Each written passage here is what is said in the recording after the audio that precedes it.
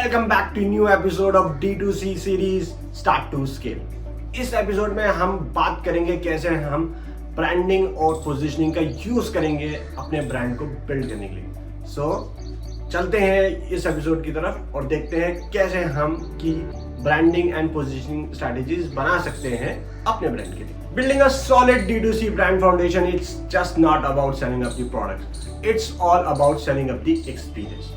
और हमको अपनी ब्रांडिंग एंड पोजीशनिंग स्ट्रैटेजीज में यही देखना है कि हम कैसे उस स्ट्रैटेजी को कार्व करें कि जिससे हमारा एक solid D2C brand foundation form हो। आइए तो अब चलते हैं, सबसे पहले देखते हैं क्या ऐसी की स्ट्रैटेजीज है और क्या स्टेप्स हैं जो हमको चाहिए एक perfect brand strategy and positioning form करने में। सबसे पहले हमारा जो आता है that you need a good brand identity, so you have to define the brand identity. अब ब्रांड आइडेंटिटी क्या होती है? ब्रांड आइडेंटिटी बहुत सिंपल है, that you need a combination of mission, the values and the brand kind of a personality. Brand personality, mission, vision आप सबको पता है क्या आप करना चाहते हो, कैसे आप लॉन्ग फॉर्म में अपने ब्रांड को देखते हो, क्या प्रॉब्लम आप सॉल्व कर रहे हो, क्या आपकी ब्रांड की वैल्यूज हैं। पर्सनैलिटी एक ऐसी चीज़ है जो बहुत सारे लोग स्टार्टिंग में डिफाइन नहीं करते हैं।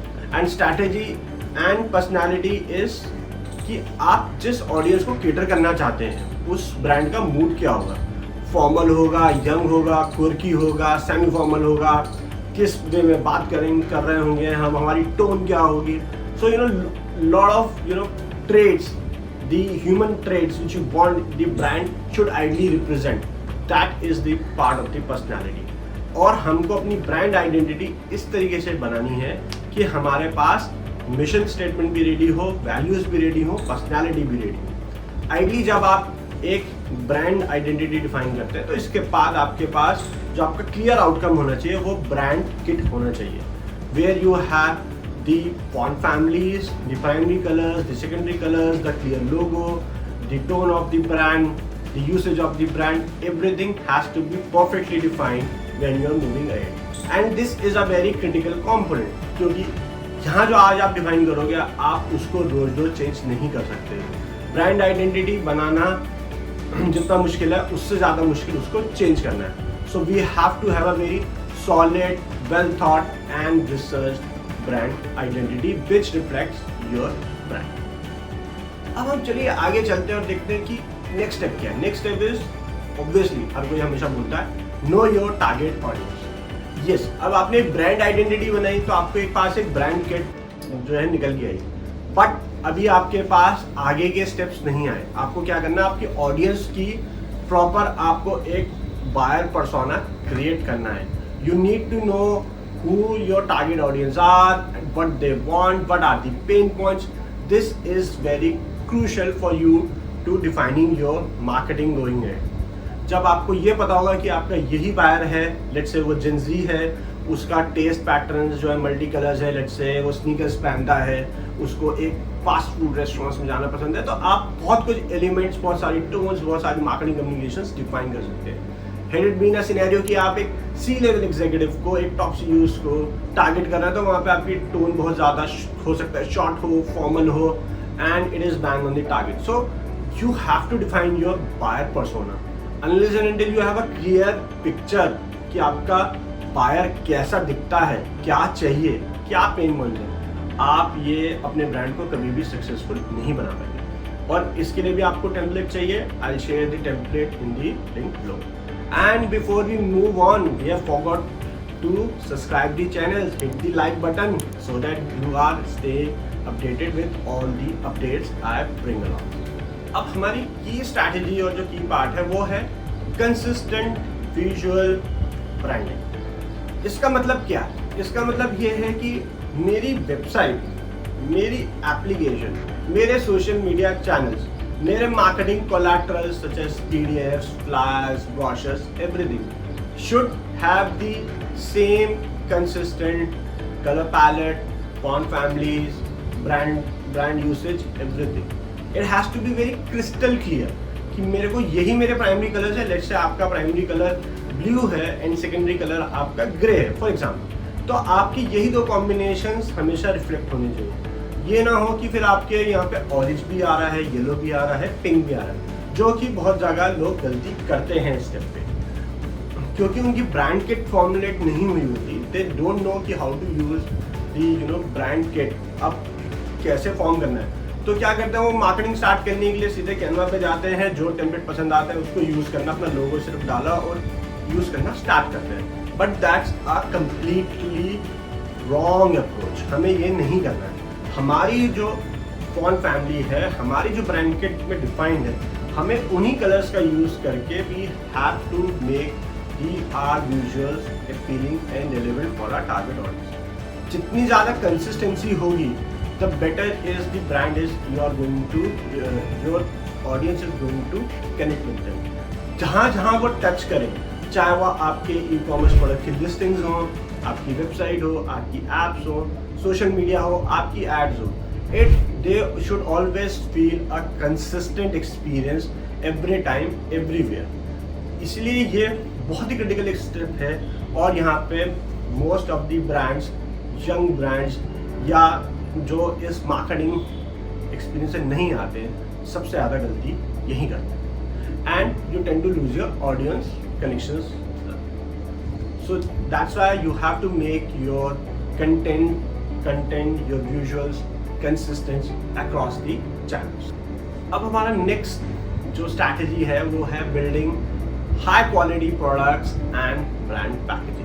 जैसे ही मैंने पहले भी स्टेप्स में बोला, बहुत सारे लोग जैसे ही कंटेंट में फंबल करते हैं, ऐसे ही वो ब्रांडिंग की पैकेजिंग में सबसे ज़्यादा गलती करते हैं। बिकॉज ब्रांड किट बनाई किसी और ने थी, आपका जो डिज़ाइन है पैकेजिंग की वो किसी और ने करी है, और शायद पब्लिशर होता है कुछ और, कोई और होता है। And most of the cases the persons who are starting up the business don't have that experience, that expertise कि ये इंश्योर करें कि ब्रांड गाइडलाइंस मीट हो, और वहाँ पे आप सबसे ज़्यादा ख़राब पैकेजिंग बनाते हैं। तो आपको क्या करना है, एक अच्छा हाई क्वालिटी प्रोडक्ट तो बना ही रहे हैं, तभी आप D2C ब्रांड बनाना चाह रहे हैं, बट उसकी पैकेजिंग भी उतनी ही इम्पॉर्टेंट है, and it should be bang on target for your audience you want to cater to. इसमें एक बहुत सारी चीज़ें आपको पैकेजिंग के यूसेज और उसमें पैकेजिंग में जो ब्रांड आप एलिमेंट्स डाल सकते हैं उसका रखना चाहिए। बिल्कुल सिंपल प्लेन पैकिंग नहीं चलेगी। बहुत सारे लोग स्टार्टिंग में वाइट बॉक्सेस, ब्राउन बॉक्सेस से स्टार्ट करते हैं। I say that is good for the sampling purpose और initial trial if you want to do, just because you are starting and you might to try some certain things, वहाँ तक शायद आप try कर सकते हैं। But if you are looking to build a brand, सारी चीज़ें आपकी ब्रांडेड होनी चाहिए, ब्रांड पैकेजिंग में होनी चाहिए। अब चलते हैं बहुत क्रूशियल पार्ट की तरफ, जो कि है स्टोरी टेलिंग या एक इमोशनल ब्रांडिंग। आज की डेट में everyone likes to hear stories about your brand. It's not about कि मेरा ब्रांड ये करता है, मेरा प्रोडक्ट ये करता है। आपको एक कनेक्ट बिल्ड करना है अपनी ऑडियंस से। D2C marketing is all about connecting the individual audience, individual users, उनकी पर्सनलाइजेशन। वहाँ पे आपको पर्सनल कनेक्ट करने के लिए आपको बहुत ज़्यादा स्टोरीज का यूज़ चाहिए, वीडियोस का यूज़ चाहिए, ऐसा कंटेंट जो लोगों को कनेक्ट कर सके। मे बी आप कैसे बना रहे हैं प्रोडक्ट, आपने कैसे बिल्ड किया, प्रोडक्ट की क्या है, कस्टमर के reviews, everything which can help you to build the compelling brand story. That is the most important to strategize your brand and position your brand as the de facto brand for your target audience। अब चलते हैं कि जब हमने की branding एक strategies देख ली है, तो पोजीशनिंग कैसे आप कर सकते हैं। अब पोजीशनिंग भी बहुत तरीके से हो सकती है।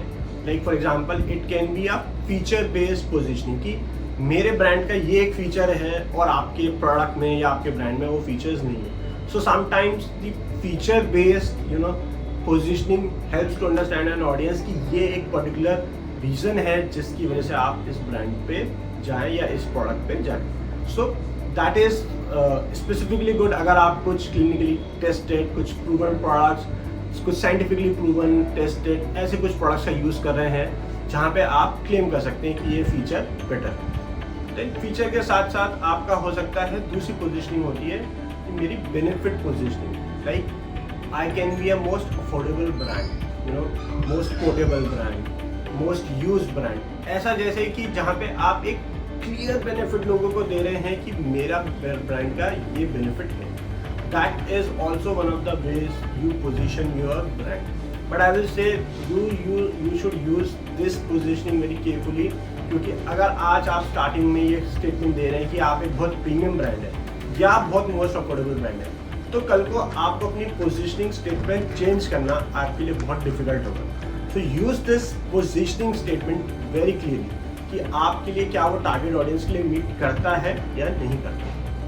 और एक लास्ट ब्रांडिंग पोजिशनिंग स्ट्रैटेजी हो सकती है कि जहाँ पे आप इमेज पोजिशनिंग कर रहे हो कि like this is the most used brand by the Gen Zs, this is the most loved brand by the parents, this is the most loved brand by the travelers. तो ऐसे करके जब आप एक पर्टिकुलर इमेज अपनी position करना चाहते हैं, that can also be the positioning statements. Again you have to be very critical कि आप कौन सा positioning statement loud यूज कर रहे हैं, कौन सा आप silent कर रहे हैं. कई बार आप multiple positioning statements यूज करते हैं, but the main branding positioning statement has to be very clear. I hope friends आपको ये एपिसोड पसंद आया हो. Do remember building a brand takes lot of time, effort, determination and it evolves over a period of time. So these strategies and positioning can also evolve over a period of time. So don't be afraid to change them, but don't mix or try multiple things at a time. Give each and everything a decent amount of time before you switch to another set of positioning or branding statements. जितना clear रहेंगे, crystal clear, concise रहेंगे, उतना ही अच्छा रहेगा आपके brand को build करने में और अपनी ऑडियंस के साथ कनेक्ट करने के लिए. Ultimately whatever works and connects best to your audience, that is the most important thing you should care about. जाने से पहले ये चैनल सब्सक्राइब करना ना भूलिए और अब ये वीडियो अपने फ्रेंड्स के साथ, फैमिलीज के साथ जरूर शेयर करिए. And if you have any questions, feel free to drop a comment in the comment section below. Stay tuned for the next video.